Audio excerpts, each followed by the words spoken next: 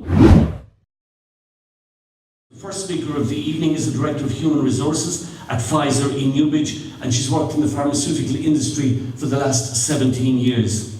A frequent guest lecturer on degree, Masters of Science and Masters in Business Administration courses, as well as organisational behaviour, learning and development, change management and human resource management at University College Cork, and in human resources and human management at NUI Galway's J.E. Cairns School of Business and Economics.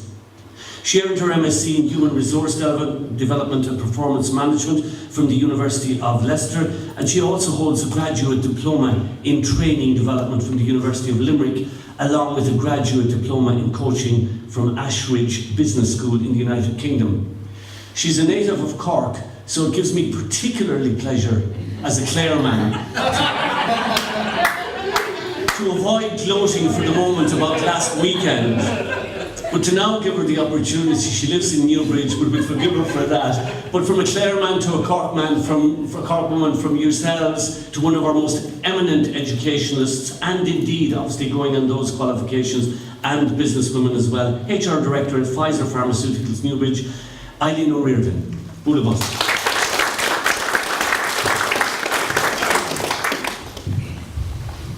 Up the rebels, that's all I said. Well, thank you very much. That was a lovely introduction. It's the first time I've heard it, so I'm quite flattered by what I wrote myself.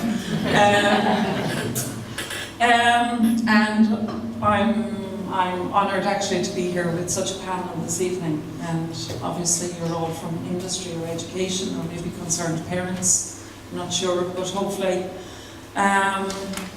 my thoughts will be provoking tonight. When I got the invite from Alan, and you know, it had come a few months ago initially, and I had been thinking about it, and then eventually the real invitation came in. And I was looking at the tagline or the subject, and I was thinking, is that really, you know, the purpose of education and training, to provide people into industry? So I'll take it as tonight that it is, okay, but I would question it myself, even based on Clem's comments, because is the purpose of training and education to provide good, solid citizens out into the world, so we can actually reap the benefits, not only in industry, but everywhere else. But for the purpose of tonight, we'll take it that the purpose of education and training is to provide to education. And it got me thinking about, okay, I'm working in this industry in particular for 17 years. I've hired an awful lot of people. I've interviewed an awful lot of people. But has anybody ever from an educational establishment come and asked me, well, what is it exactly you need? So you have to start at the end and say, what is it that industry needs? And when I think of that, and I think of myself sitting at the other side of a table interviewing someone, I think, well, actually, what we need are well-rounded individuals, good citizens, people who think about other people who come in and can deal with the social aspect of work. And I think that's where I get challenged. So there's no doubt about it, talking to Paul, there's an awful lot of good stuff out there. There's an awful lot of good work done. But again, it's a journey, there's an awful lot left to do. And I think tonight, certainly for me, is going to be the opening of a door I haven't actually pushed on before. So for me, I will personally take a lot of learning out of tonight, take some new contacts, make some new connections, and hopefully be able to give something back in another way to the community, to Kildare, to Ireland Inc., if you like.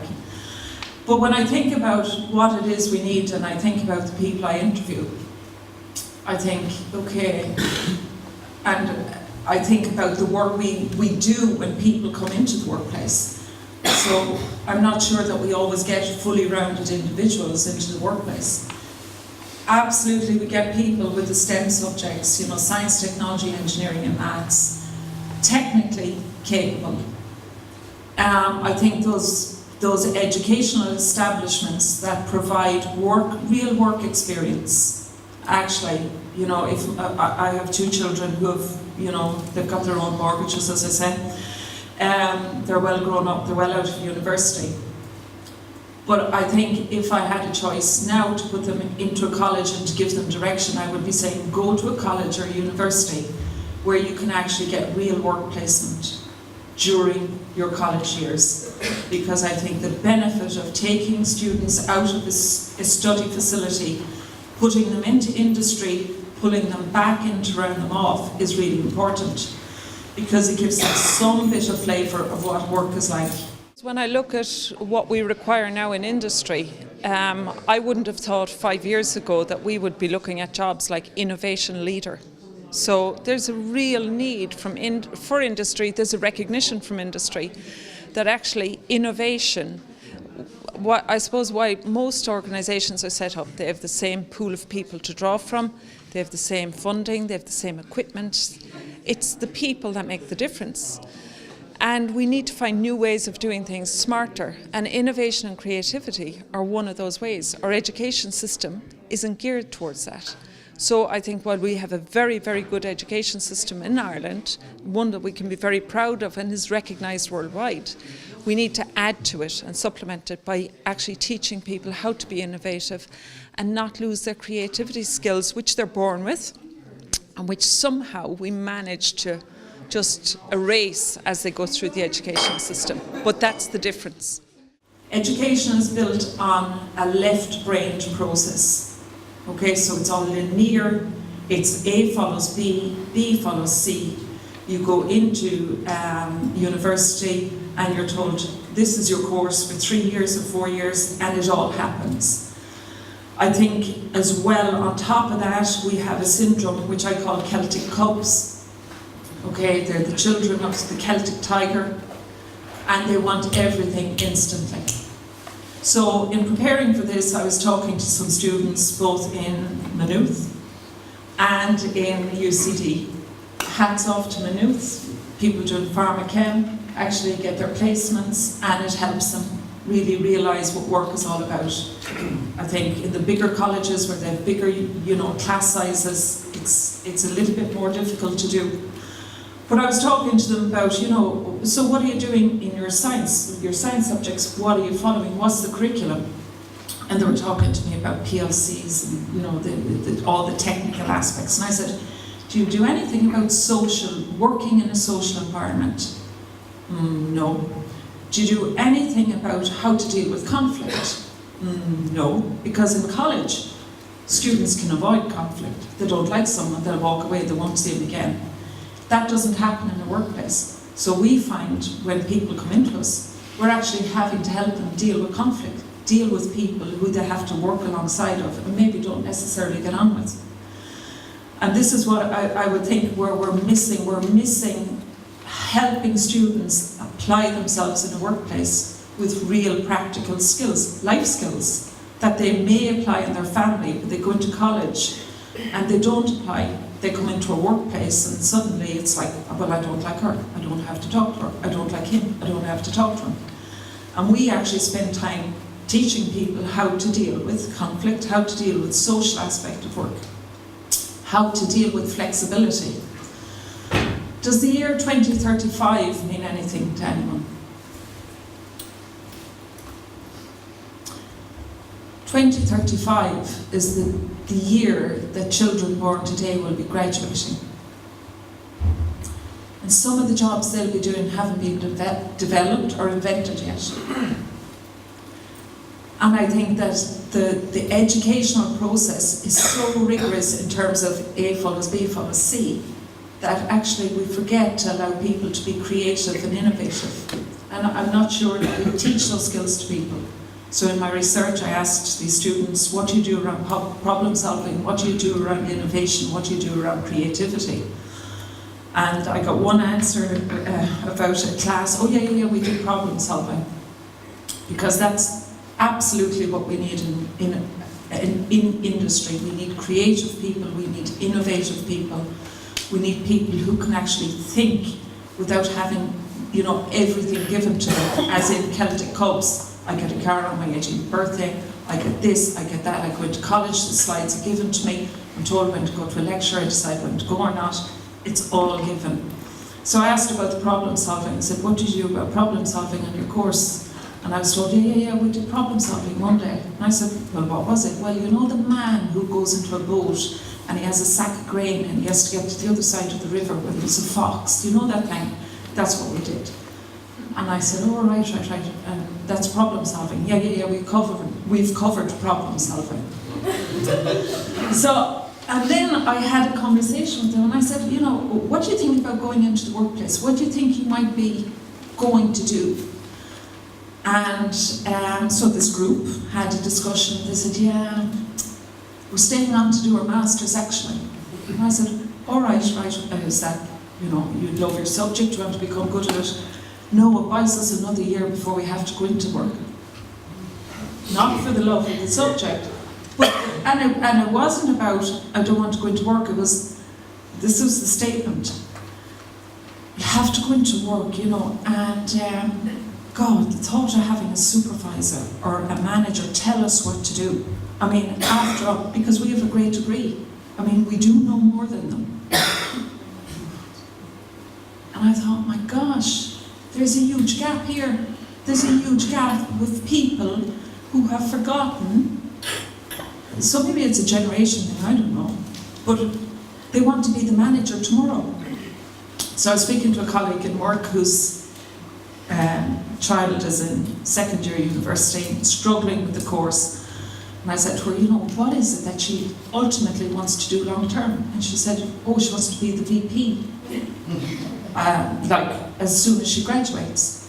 And it's this, like, instant thing of instant gratification. And I want it now. And so I'm caught between, yes, absolutely, technology, science, engineering, the content of the courses does bring in very good graduates, especially if they have been given experience in the workplace. I think the right side of stuff, the right brain side of stuff, creativity, innovation, social skills, I'm not sure that we're getting that right. And if I was to have a request to educational establishments, I would say, come in, spend some time seeing what we have to train people up, where we spend the time. It is on conflict resolution. It is helping people try to work in teams and understand the process of teams and the fact that sometimes you have to slow things down to get the right result. And that's where I see probably the gaps.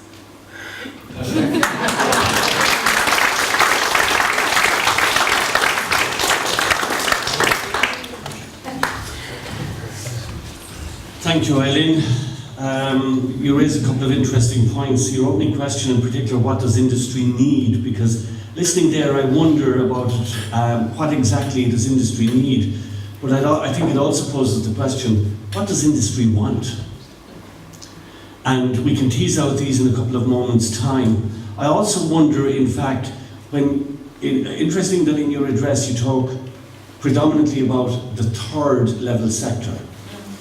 But I think that, in fact, it's a much more complex situation, notwithstanding what you said, I accept everything you've said, but I think we also need to draw in the other education streams and levels of first level and second level. I think even we might need, in relation to what you said about 2035, that really struck me to the floor in that sense, and you talked about the huge gap on where that is. But again, I think that when we talk about the education sector, we talk about the form, primarily the form, and I understand you coming from the context of third level, but I think we have to draw a second level into it. And I think that ultimately, when you talk about that huge gap, and you're right, I have experienced the same kind of thing of people sitting in front of me, talking about a job and prospects for a job, but again, they're arriving in front, seeking that position, which has nothing to do with working their way through the different strata. It's got everything to do with being a superstar, whether it be a presenter or a news journalist who'll win the Pulitzer Prize in 2 weeks' time or whatever. and there is a sense of unreality. So therefore, does that draw in then, in terms of that gap, whose fault is it? Does it begin in the family? Does it begin within the education system at different levels? Is it the responsibility of society generally? And we'll tease out those, and the whole purpose of this is to hear from yourselves. So thank you, Eileen, for that. It's very thought-provoking in relation to that.